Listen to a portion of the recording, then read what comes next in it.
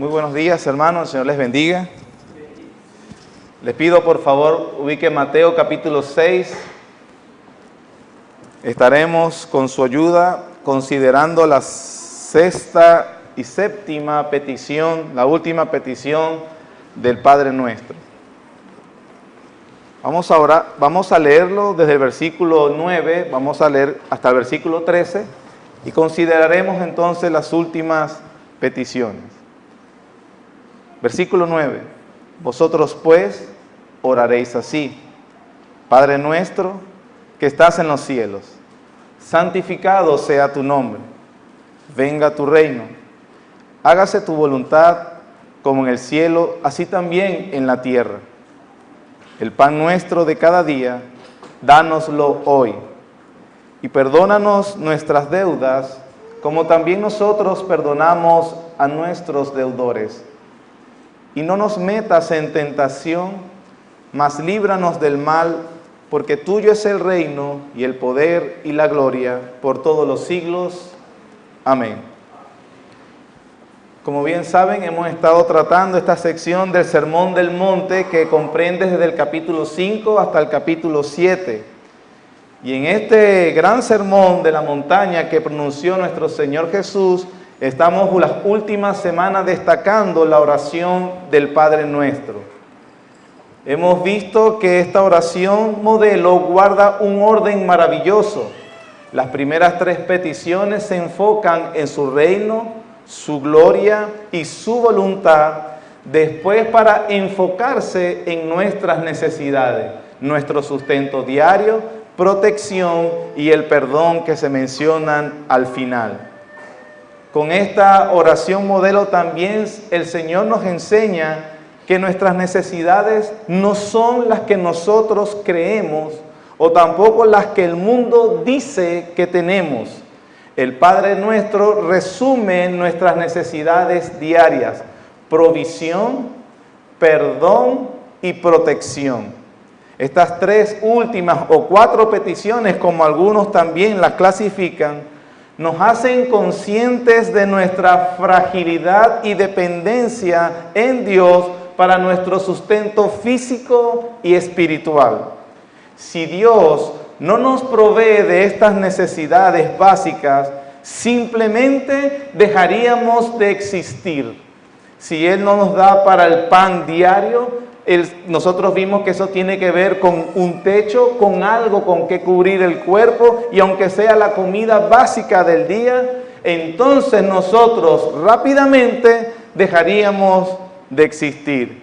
Y en cuanto a la petición de guardarnos del maligno, el perdón de los pecados o la tentación, con esas peticiones el Señor nos llama a reconocer que no somos espiritualmente fuertes, que cedemos, pecamos y que necesitamos constantemente el perdón y la ayuda de Dios.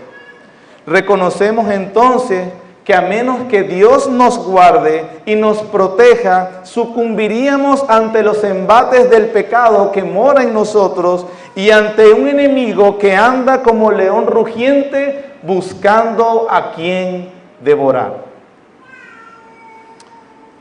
Ahora, en la petición que nos habla el versículo 13, la súplica: no nos metas en tentación. Antes de poder entrar a la enseñanza, es muy importante destacar o hacer una aclaración. Algunos exégetas dicen que no es muy apropiada la traducción que acabamos de leer, cuando dice: no nos metas en tentación. Esto lo dicen porque la Escritura también es bastante clara. Por ejemplo, en Santiago 1:13, cuando nos dice Santiago: cuando alguno es tentado, no diga que es tentado de parte de Dios, porque Dios no puede ser tentado por el mal, ni Él tienta a nadie. Se deduce entonces que pedir no nos metas en tentación, como que si fuera Dios el que nos meta en tentación, es una contradicción o una incongruencia en las Escrituras. El otro argumento que ellos aducen es que la palabra tentación o el vocablo griego que se utiliza para hablar que nosotros traducimos como tentación, es un vocablo griego neutro. Y como es un vocablo griego neutro, no guarda esa connotación negativa de nuestra palabra en español tentación. A nosotros hablar tentación ya viene con una carga negativa. Se concluye entonces que debería traducirse, o la mejor traducción para entender es, en vez de tentación, usar la palabra pruebas. La petición sería, Señor, no nos metas en pruebas. Esto para evitar entonces el dilema que acabo de explicar con Santiago 1:13. Sin embargo, en esforzarnos o estos exégetas, o estos intérpretes, en esforzarse en evitar el dilema que acabo de plantear, entramos en otro dilema y otro problema, no solamente de traducción, sino también un problema teológico. Si decimos entonces que Dios, como no tienta a nadie, eso es contrario a su carácter, eso es cierto. Y también es cierto que el vocablo griego no tiene una connotación negativa. Si traducimos entonces, Señor, no nos metas en pruebas, asumiríamos que el Señor Jesús nos está enseñando a pedir al Padre como una necesidad básica que Él no nos meta en pruebas. Ahora, según las Escrituras, el resto de las Escrituras, ¿para qué son las pruebas? ¿Por qué vienen las pruebas? Esas son dos preguntas importantes que la Biblia nos enseña acerca de las pruebas. Y el pastor David ha estado haciendo una serie en Santiago precisamente de ese tema. Al responder esas dos preguntas, entonces nosotros debemos hacer la siguiente.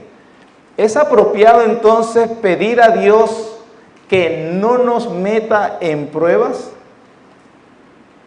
La Biblia, por ejemplo, enseña claramente en Romanos capítulo 8, versículo 29, que Dios predestinó a los suyos para conformarlos a la imagen de su Hijo Jesucristo, y eso es lo que en teología se llama santificación. Dice el versículo, porque a los que antes conoció, también los predestinó para que fuesen hechos conforme a la imagen de su Hijo. Santificación entonces es el proceso en el que Dios va formando el carácter de su Hijo Jesucristo en su pueblo. Esa obra de Dios en nosotros no se detendrá, ya que el Hijo es el deleite del Padre. Es el deleite del Padre porque Él es la imagen misma de Dios. El Hijo refleja perfectamente la gloria del Padre. Y todo lo que sirva para dar a conocer su gloria, el Padre lo va a hacer.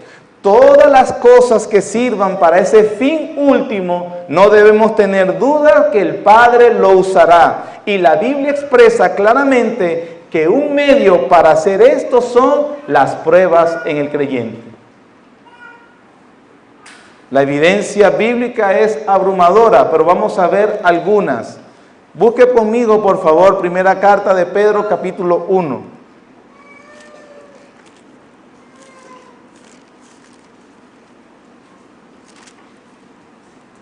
Primera carta del apóstol Pedro, capítulo 1, versículos 6 y 7, dicen de la siguiente manera.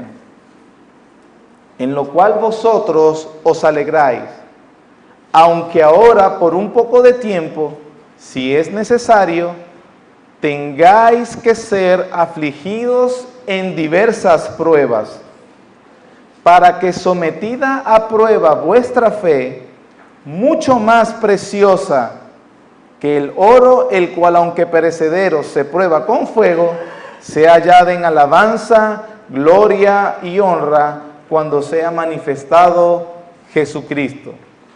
Una página atrás en Santiago capítulo 1 versículos 2 y 4 dice: hermanos míos, tened por sumo gozo cuando os halléis en diversas pruebas, sabiendo que la prueba de vuestra fe produce paciencia. Mas tenga la paciencia su obra completa, para que seáis perfectos y cabales, sin que os falte cosa alguna. Romanos capítulo 5.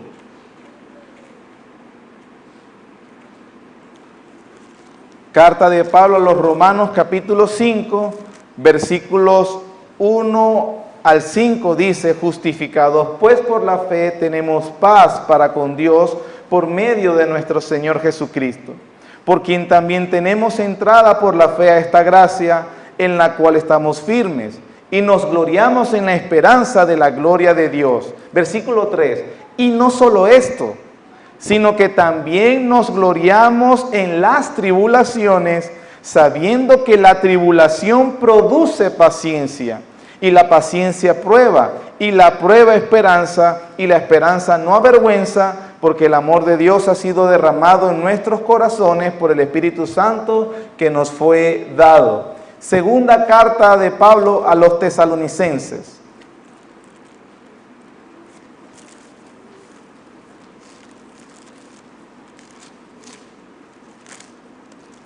Segunda carta de Pablo a los tesalonicenses, capítulo 1, versículos 3 y 4.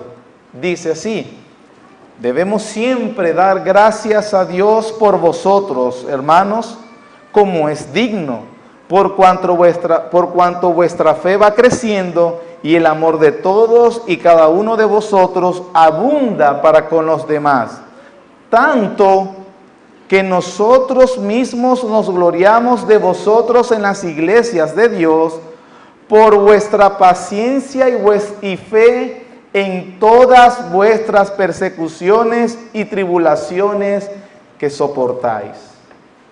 Estos breves versículos que hemos estado leyendo relacionan entonces mucho lo que es la fe, la prueba, la tribulación, pero la dicha y la gloria del creyente. En otro pasaje, no hay que buscarlo, 2 Corintios 4:17, Pablo dice que esta leve tribulación momentánea produce en nosotros un cada vez más excelente y eterno peso de gloria.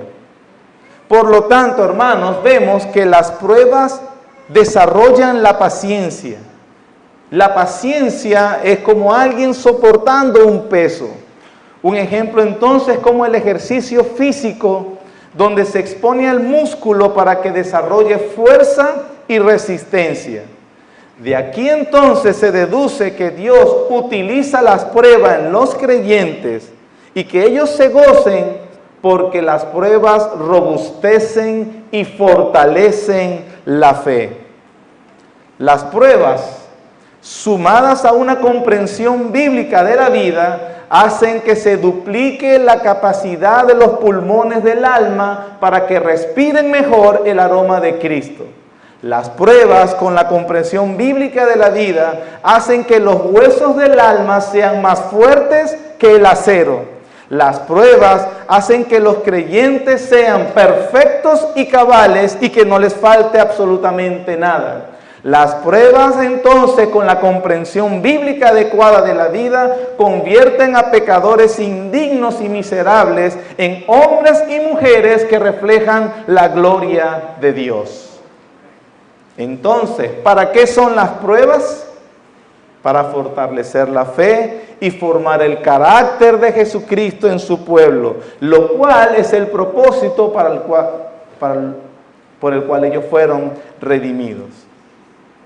Pedir entonces, no nos metas en pruebas, si entenderíamos la petición así, es como el competidor olímpico que quiere ganar el oro, pero le pide a su entrenador que no le ponga ejercicios fuertes. ¿Es apropiado entonces pedir a Dios, Señor, no nos metas en pruebas? La respuesta es obvia, no.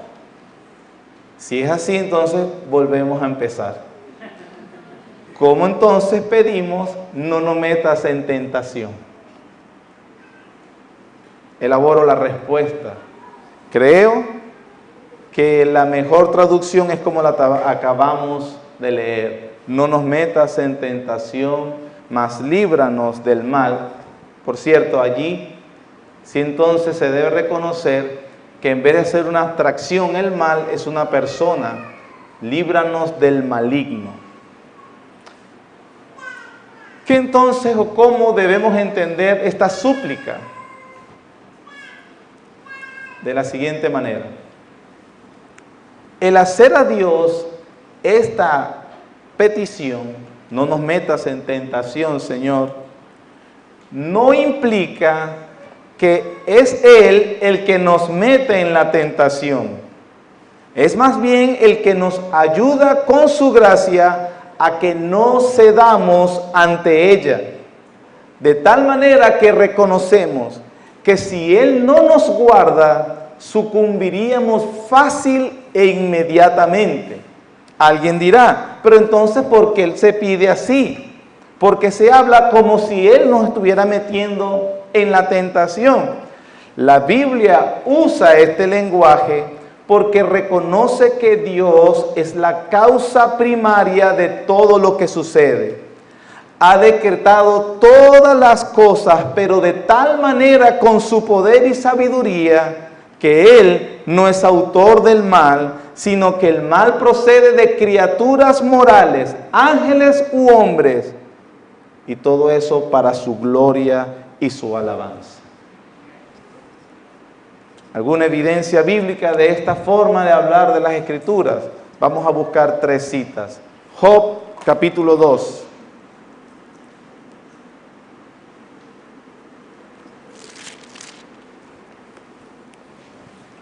Job, capítulo 2, versículos 8 al 10, dice de la siguiente manera.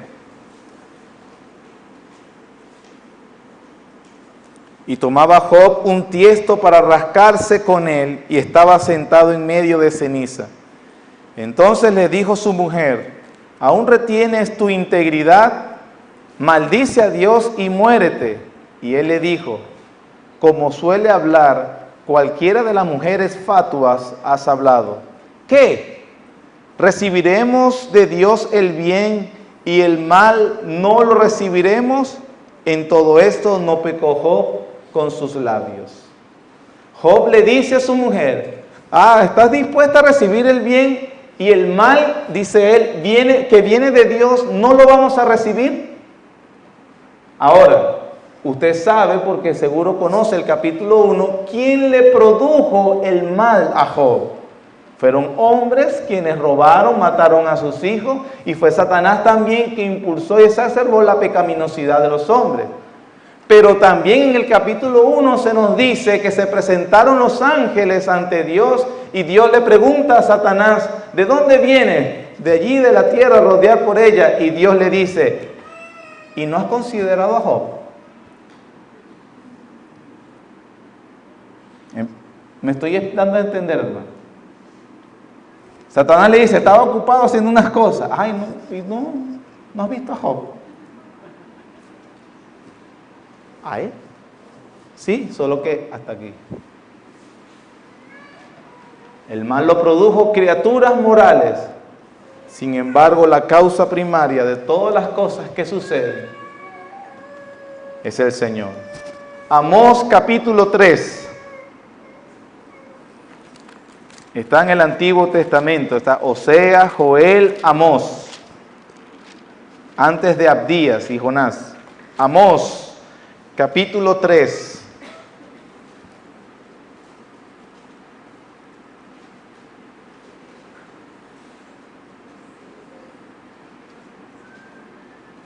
Capítulo 3, versículos 5 y 6, dice la Biblia: ¿caerá el ave en lazo sobre la tierra sin haber cazador? ¿Se levantará el lazo de la tierra si no ha atrapado algo? ¿Se tocará la trompeta en la ciudad y no se alborotará el pueblo? ¿Habrá algún mal en la ciudad, el cual Jehová no ha hecho? Nuevamente, como que se habla reconociendo a Dios como la causa primaria, pero no llevando a cabo el mal. Lamentaciones capítulo 3. Después del libro de Jeremías está Lamentaciones.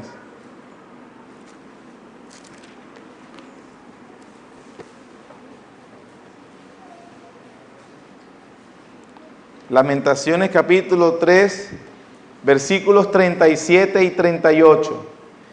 ¿Quién será aquel que diga que sucedió algo que el Señor no mandó? De la boca del Altísimo no sale lo malo y lo bueno. ¿Cuál es entonces el punto, hermanos, de ver toda esta evidencia bíblica y asociarlo con la petición, no nos metas en tentación? El punto es, el Señor nos enseña a depender de Dios en oración para que cuando venga la tentación, Él no nos deje caer en ellas. Reconocemos que sin su ayuda pereceremos fácilmente. El primer paso a la caída en pecado, entonces, es descuidar los tiempos de oración. El primer paso que va para la caída en pecado es descuidar los tiempos de oración. No orar es condenarse a vivir fracasando ante las tentaciones que se presentan. Dependemos de Dios para vivir en integridad. Por eso también en la séptima petición, líbranos del maligno, que sería una mejor traducción, y no voy a entrar entonces a la explicación de eso porque el tiempo se nos va. Se reconoce que la tentación, como también nos han explicado, surgen de varias fuentes diferentes. La una es Santiago 1, 13 al 14, creo que también estuvieron predicando la semana pasada y antepasada. Cuando uno es tentado, no diga que es tentado de parte de Dios, porque Él no es tentado por el mal ni tienta a nadie, sino que de dónde su propia concupiscencia Él es atraído y seducido. La tentación entonces proviene de la propia concupiscencia. Pero en 1 Tesalonicenses capítulo 3, versículo 5, Pablo le dice que estaba preocupado a la iglesia de Tesalónica porque en medio de todas sus pruebas no sea que los hubiese tentado el tentador, refiriéndose a Satanás. Así que entonces los tres enemigos a muerte que tiene el creyente, su propia carne, su concupiscencia, Satanás y el mundo, entonces de allí proviene la tentación. La petición, Señor, líbrame, no nos metas en tentación, es, Señor, ayúdame a que cuando entonces se enfrente la tentación, sea de cualquiera de estas tres fuentes, yo tenga tu gracia para pasar victorioso. Es tal cual entonces como la petición del pan. ¿Se recuerdan cuando vimos la petición, el pan del día, Señor, dánoslo hoy? Es un reconocimiento que Dios nos da la provisión, que es Dios el que precisamente permite la fuerza para que nosotros diligenciemos y trabajemos para que entonces tengamos para nuestro sustento, pero que de ninguna manera esta petición es para que nosotros nos sentemos en la mesa a esperar que aparezca el pan. Asimismo, entonces, la fuerza y la capacidad para resistir a la tentación viene de Dios, pero hay un compromiso tácito de mi parte que yo no me expondré neciamente, Señor, en situaciones comprometedoras, ni que seré descuidado con mi propio pecado o con lo que el mundo me pueda ofrecer. Entonces, mis hermanos, la lucha contra la tentación empieza antes de que ésta aparezca. Tal cual, como dice la Biblia, el que no trabaje, que no coma, el que no ora, el diablo se lo devora. Es un reconocimiento a la gracia del Señor. Para terminar, quisiera entonces que consideráramos el siguiente pasaje. Primera carta de Corintios, capítulo 10. Primera carta de Pablo a los Corintios, capítulo 10.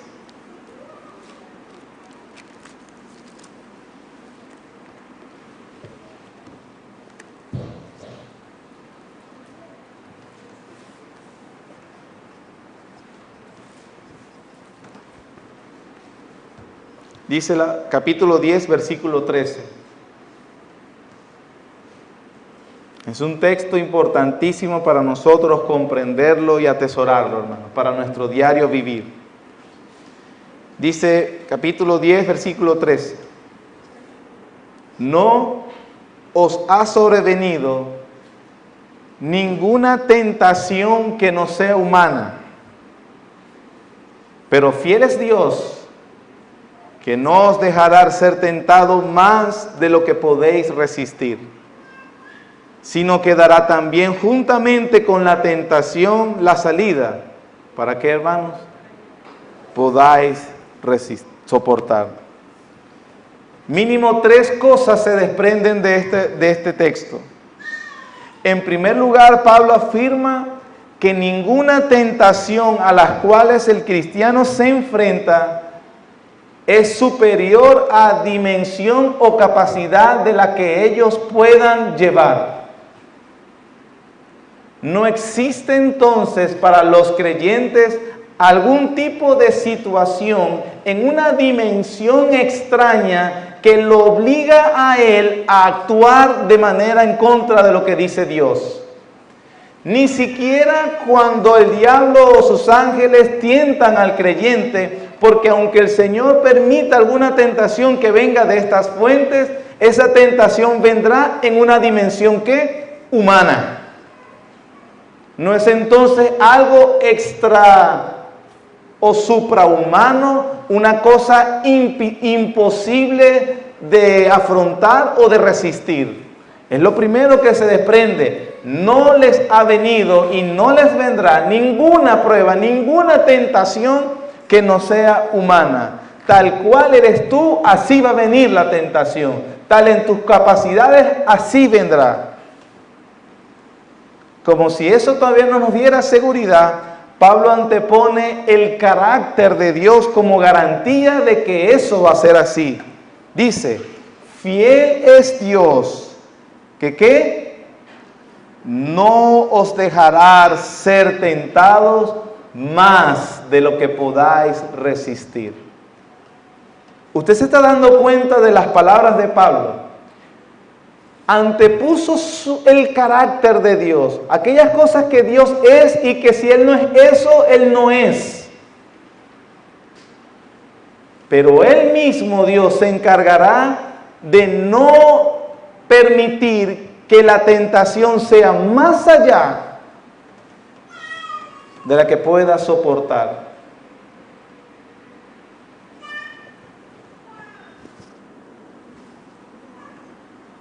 Sino que dará también juntamente con la tentación ¿qué? La salida para que podáis resistir. Con esto, mis hermanos, a veces se caen tanto nuestras excusas para justificar la falta de compromiso y lealtad a Dios. Quiero decirle que como pastor, aunque como le dije la última vez, no es tan dilatada nuestra experiencia como pastores, creo que podemos escribir un libro sacado de nosotros mismos, como de las excusas que escuchamos, para razonar por qué uno cae. Yo no estoy minimizando los problemas que cada uno en particular. Sabe el Señor que no soy insensible a las diferentes dificultades que cada uno de nosotros pueda estar pasando. Las pruebas son distintas. Algunos tienen que afrontar la muerte de un ser querido. Otros tienen que afrontar una enfermedad constante. Otros o la mayoría tienen que afrontar la escasez, la inflación, la falta de energía eléctrica, el gas, no hay transporte. Vivir en Venezuela es un reto completamente. Y eso se suman los problemas particulares. Tampoco sé lo que es tener una esposa que es incrédula. Tampoco sé lo que es tener un hijo adolescente o un hijo que está cerca de las drogas. Nunca minimizo y nunca soy insensible, igual que el pastor David, para decir que una situación no es tan grande como para el malestar que tú puedas tener. Pero algo sí puedo afirmarle basado en la palabra del Señor. Cualquiera que sea la situación en la que usted se encuentra, Dios ha prometido que usted puede soportar. Y que no tiene ninguna excusa para desobedecerlo. Que no tenemos nosotros ninguna razón para decir, por eso yo caí, por eso estoy así, por eso soy tan irresponsable, por eso estoy haciendo tal cosa. Ay, usted no sabe lo que yo vivo. Probablemente no estoy pasando por esa situación particular y no la minimizamos, pero la Biblia dice que Dios le da juntamente con la tentación la salida. Que usted puede en su día a día estar firme en el Señor. Que usted puede honrar al Señor con su vida. Que usted puede continuar. Eso puede ser, que es el tema de cada uno de nosotros, si usted vive en Venezuela y si usted no vive en Venezuela. Si usted tiene la oportunidad de emigrar de Venezuela, entonces usted tendrá la gracia suficiente para soportar todo tipo de tentación que se le plantee fuera del país. Pero si usted no tiene la oportunidad de emigrar a Venezuela, usted tiene que seguir luchando el día a día con las cosas y circunstancias que es vivir en este país. Quiero decirle que Dios no está ausente ni descuidado de lo que sucede. Él dice y promete su carácter, no les ha venido algo que no puedan continuar honrando al Señor. Por eso entonces nuestro diario, aparte de las 5 peticiones en el modelo, la estructura que el Señor nos ha dado en el Padre Nuestro, y esta última más, nosotros tenemos que rellenar: oh Señor, no nos metas en tentación, líbranos del maligno, ayúdanos en tu gracia a hacer frente a lo que me depara el día de hoy. El primer paso a la caída, descuidar la oración. Un hombre sin oración es un hombre sin Dios. Somos responsables de usar los medios de gracia que el Señor nos ha dejado en su palabra, mi hermano. El Señor nos ayuda entonces, por la gracia que nos es dada, el favor concedido a su pueblo por nuestro Señor Jesucristo, quien en la cruz del Calvario sufrió toda la ira que merecían nuestros pecados.